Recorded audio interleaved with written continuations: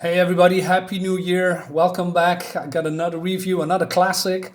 Um, I'm lucky to have this comic in this condition. I also picked it up for €5, which in my case is extremely cheap because normally it would be impossible to get these kind of comics in my country for a normal price. Normally I have to pay 25 to 50 bucks or something, so I'm extremely lucky. This is Ghost Rider number 47 from 1982, and it's in really good condition.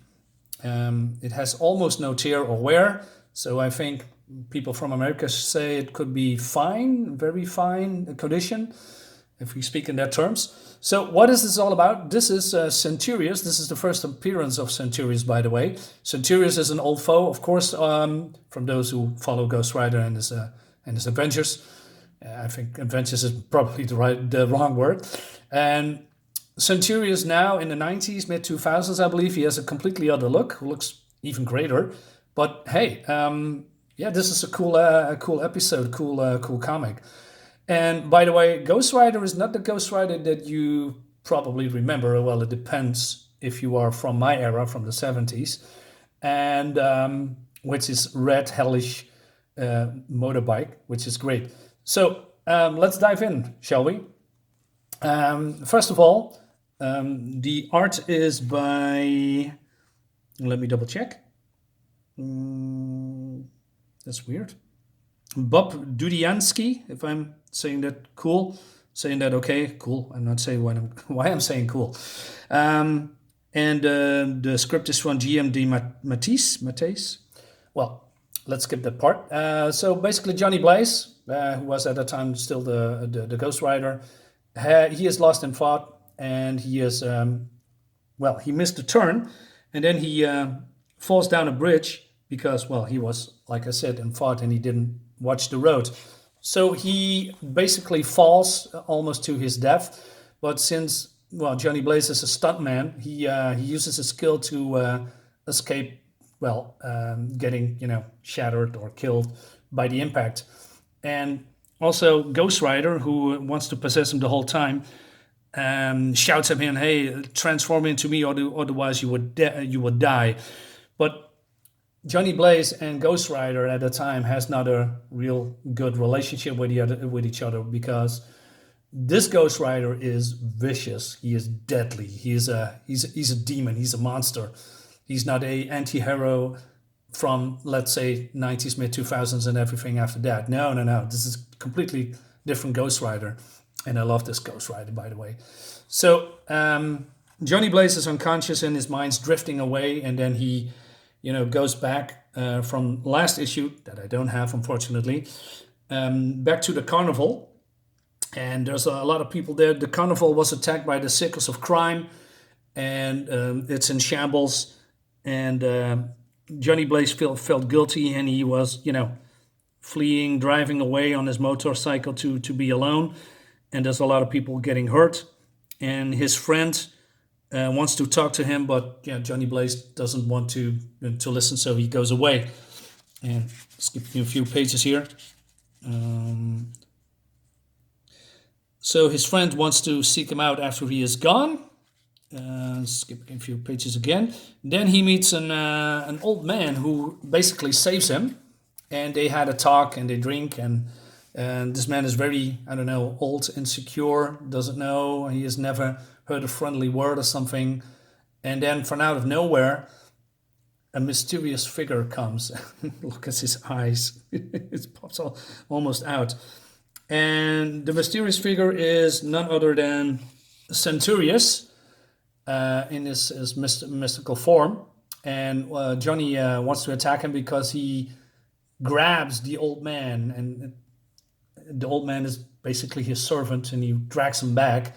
But Johnny is getting, swat away like a fly, and then they disappear. Johnny then follows them, and then he comes towards a beautiful looking mansion middle in the woods. I mean, I have to give props to the art. I mean, look at that detail. I mean, I can't imagine how many hours the penciler, the artist, needs to complete something like this.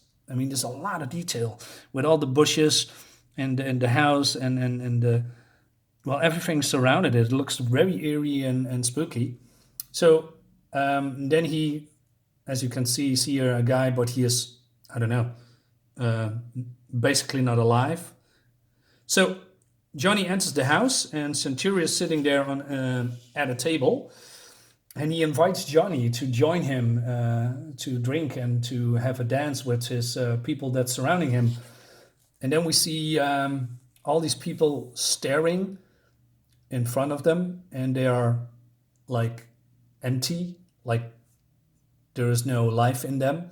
And then we see here the old man again being a servant. And then it reveals that Centurious is absorbing the souls of these people to get stronger, or maybe I'm not entirely sure what the motivation here, but it gives him longevity, I think, or more power. So Johnny Blaze wants to hear his story, but then he said, "Listen, these people, I use them for power," and he wants to suck also Johnny Blaze as his soul. And I think this panel here is fantastic. You know, you see here trying, well, if it's the soul of Johnny Blaze, you know, getting sucked out, and here is this evil posture, and then Johnny transforms into Ghost Rider, and Centurious, is in shock, and because he never saw something like that. And then Ghost Rider, they have a battle with each other. Skipping a few pages here.